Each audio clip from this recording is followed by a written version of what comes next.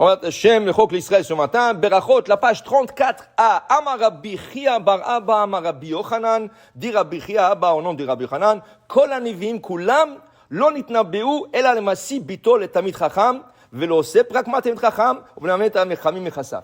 Il dit ici, on avait 48 prophètes. 48 prophètes.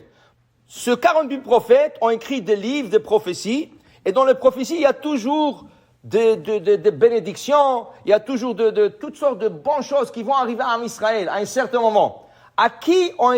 Pour qui a été dit cette prophétie? Nous dit Rabbi Yochanan, le Massi Bito le Tamid Chacham. C'est lui qui marie sa fille, à un Tamid Chacham. Ça veut dire que il va chercher un Chacham, un Tamid, quelqu'un qui étudie, et il veut marier sa fille à un Chacham.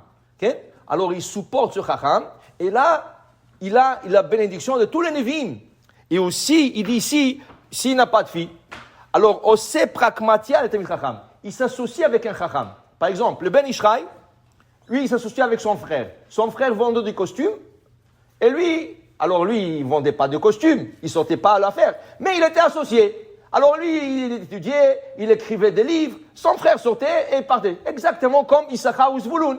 Alors tu t'associes avec un Tamid Chacham, il prie pour toi toute la journée. Et toi, tu te fais le business, alors tu as la bracha alors tu as aussi le brachot de Nevim. Et après ça, c'est lui qui partage ses biens matériels, ça veut dire le maaser et tout ça, avec des Talmidei Chachamim. Il dit ici, aval, Talmidei Chachamim atzman, ain lo ra'ata Elokim zulatecha. Qu'est-ce qui est réservé pour le Talmid Chacham? Celui qui étudie, qu'est-ce qui est réservé pour lui? Ça, personne n'a vu. Ça, personne n'a vu. Ça veut dire personne n'a vu. Même le grand tzadikim ne l'ont pas vu. Ça, c'est ain lo ra'ata Elokim zulatecha. Top. Alors la Gemara dit, qu'est-ce que ça peut être? Qu'est-ce que ça peut être? Quelque chose que jamais personne n'a vu. Même les grands tzadikim n'ont pas vu. Qu'est-ce que ça peut être? La Gemara nous dit, Ma ain lo ra'ata, amar Rabbi Yoshua ben Levi, ze yain amshumar ba'anavav misheshet yemei Bereshit. C'est le vin de Bereshit. On a dit toujours que l'arbre de la sagesse n'était pas la pomme.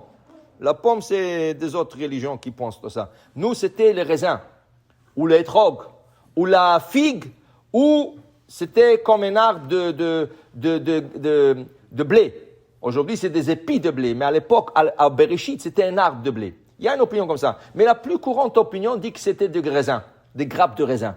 Et qu'est-ce qui est arrivé? Dieu leur a dit de ne pas toucher.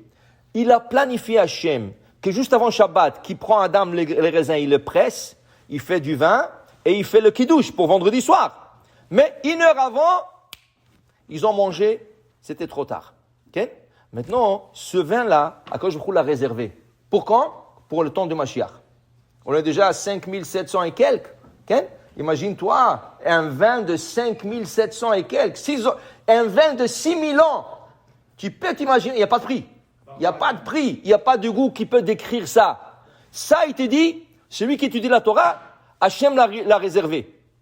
Mais même les tzadikim n'ont pas goûté ça. Pourquoi? Parce que ça, c'est la souda de Mashiach. Donc, personne ne l'a goûté. Même le grand tzadikim ne l'ont pas encore goûté. Ça va être goûté que dans le repas de Mashiach.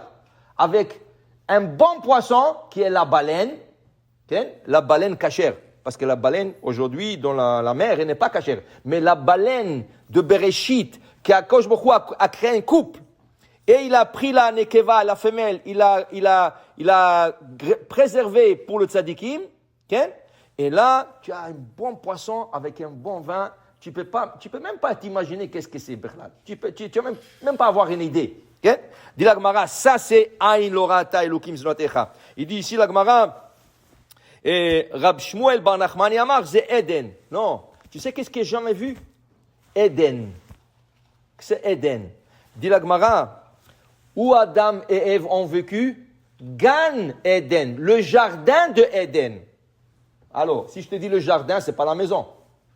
Donc, si on parle du paradis de Gan Eden, qu'est-ce que c'est le Eden lui-même?